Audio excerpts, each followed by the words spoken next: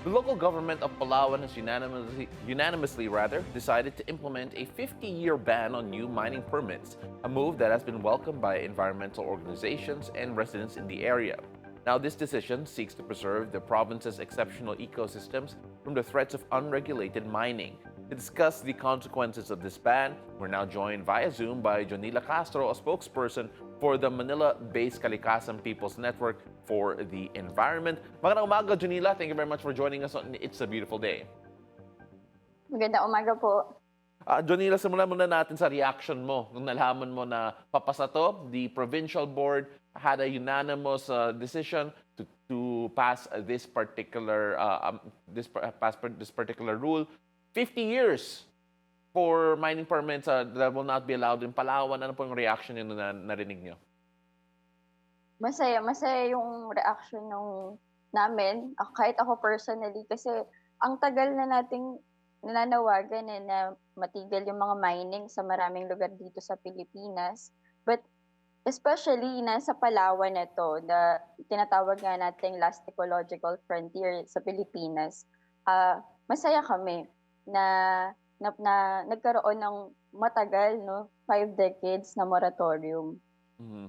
At well, let's talk about yung reaction muna ng COMP, yung Chamber of Mines of the Philippines, Chamber of Mines of the Philippines.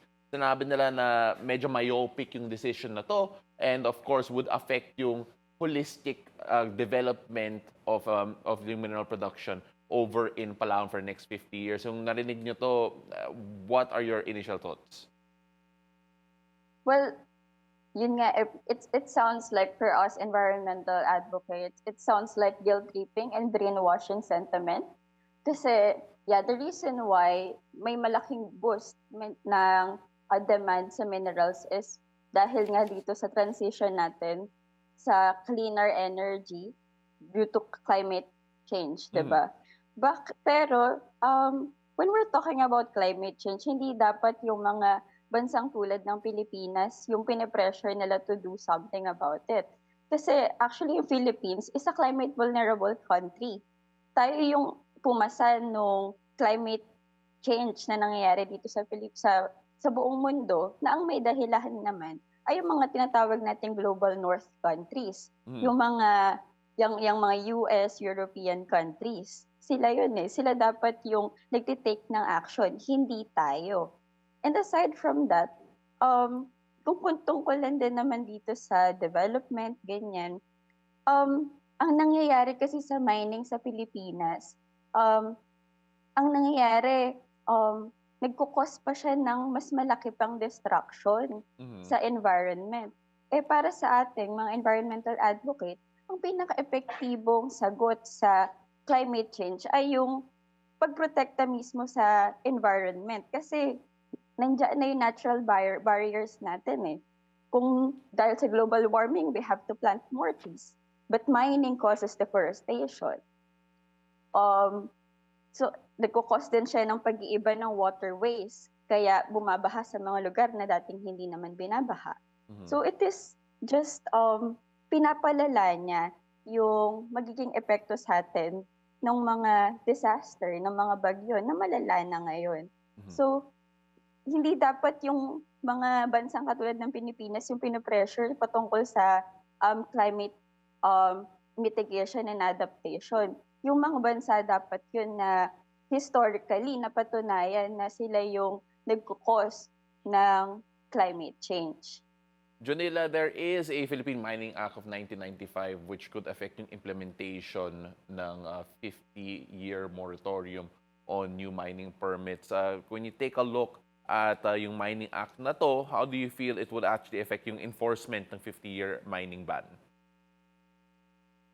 Well, ang ano nga natin dyan, sana wag mangyari yung kailangan pa rin maging mapagbantay dito sa nilabas na moratorium. Kasi dito sa Pilipinas, ang dami nang naging nangyaring mga moratorium on new mining permits. Pero nare-repeal. So, ang natin, sana wag yun mangyari. Actually, Kalikasan is calling for the scrap of the Philippine Mining Act kasi it's actually the 30th year. This year is the 30th year of the Philippine Mining Act.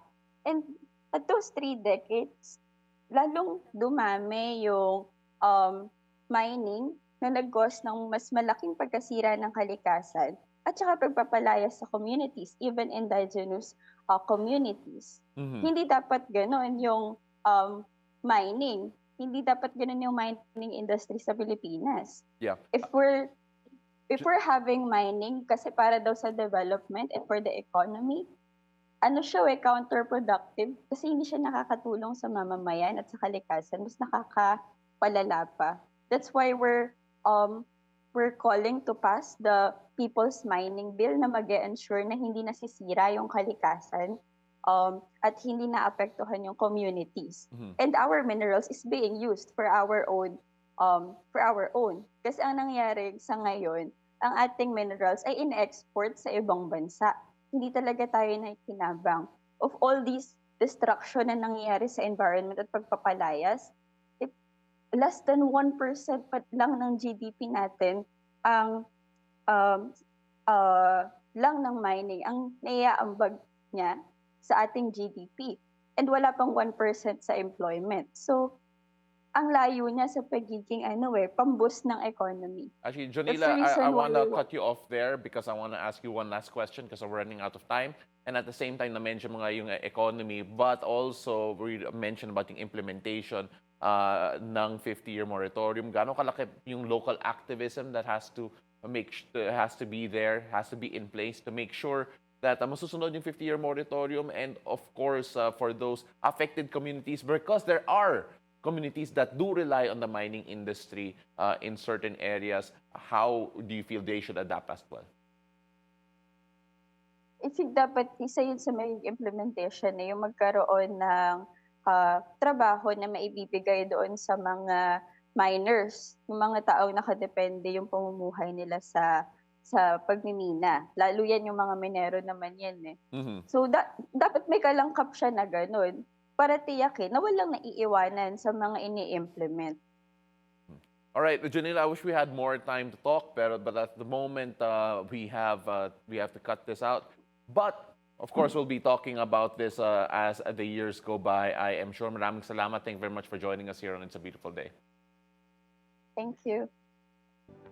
All right, so that was Junila to tell us more about the ongoing developments in Palawan, especially with the 50-year moratorium happening.